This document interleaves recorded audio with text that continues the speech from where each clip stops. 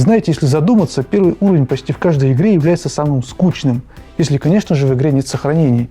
Ведь каждый раз, начиная игру, мы вынуждены проходить именно первый уровень. Поэтому он быстро начинает надоедать и практически не способен удивить. Но для меня первый уровень в игре Аладдин до сих пор является особенным. И все это из-за великолепной атмосферы восточного рынка. Вы только посмотрите на эти торговые палатки, на эти глиняные дома, стражников.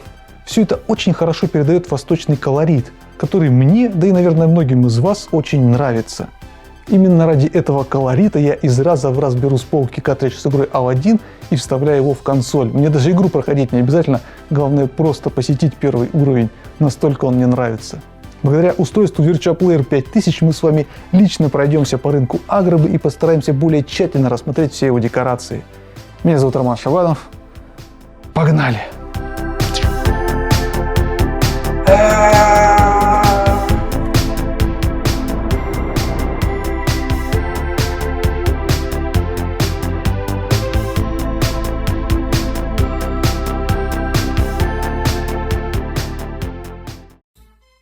Общепринято, что Mega Drive версия игры Аладдин графически превосходит SNES-версию. Безусловно, в плане прорисовки персонажей и их анимации это так. Но давайте сейчас на секундочку вспомним, как выглядит рынок Агробы на Mega Drive. Пустоватые улицы, на которых нет ни одного прохожего, кругом одни враги и стражники. Разве это нам показывали в мультфильме? А вот теперь давайте пройдемся по SNES-версии.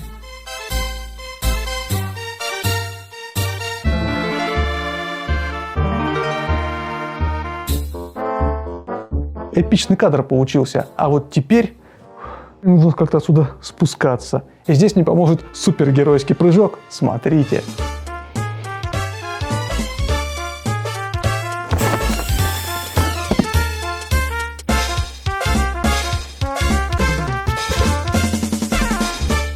О, привет, Хаким. Я смотрю, ты сегодня тут арбузами приторговываешь. Точно, свежие, с моего огорода. Так уж и со своего. Небось, утром у соседнего дельца закупил, а теперь перепродаешь. Да ты что? Я все сам выращиваю. Ох, смотри у меня, Хаким.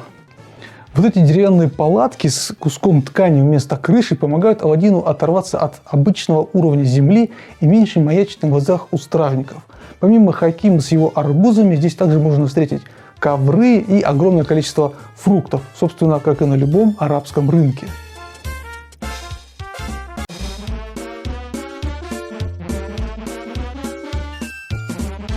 Воу, Расул, ты что это тут руками размахался? Воришку ищем. Не видел здесь никого подозрительного? А, у него еще такая огромная заплатка на штанине, да? Да, точно. А, нет, не видел. Да и вообще-то, вы знаешь, тут постоянно кого-то обкрадывают, это же рынок. Не, ну здесь ты не прав. Мы все-таки стражи султана. Мы тут следим за порядком, между прочим. Хорошо. Не буду больше отвлекать доблестного стражника.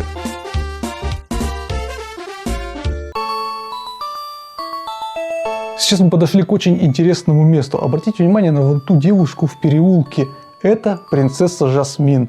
Она только что сбежала из дворца и сейчас просто прогуливается по улицам Агробы. Совсем скоро она встретит нашего друга Аладдина. Во время прохождения игры такие мелочи на заднем фоне очень радуют глаз. Ну а мы идем дальше.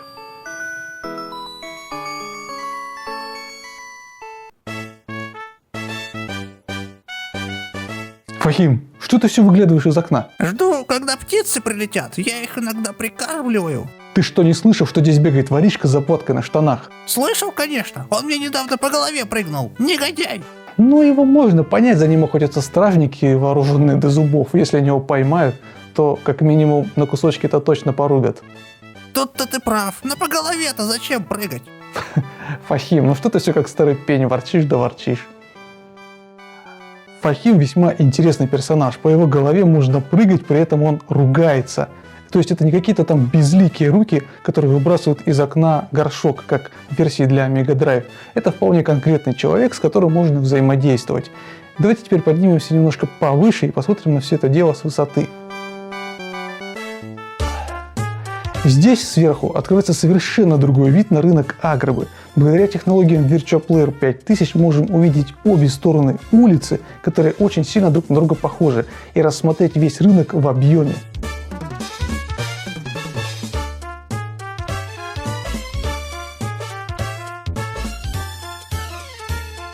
Если мы сейчас посмотрим вон туда за угол, то увидим мальчишку, который кормит птичку. Его тоже можно встретить в мультфильме. Когда Аладдин убегал от стражников с булкой хлеба, он встретил двух беспризорников, мальчика и девочку. Так вот, мальчик сейчас сидит перед нами, а вот девочка, сейчас я спущусь вниз, а девочка сидит перед прилавком и играет с петухом. Как видите, Capcom весьма подробно старались перенести персонажей мультфильма в видеоигру. И вот такое бережное отношение к мелочам мне безумно нравится в данном уровне.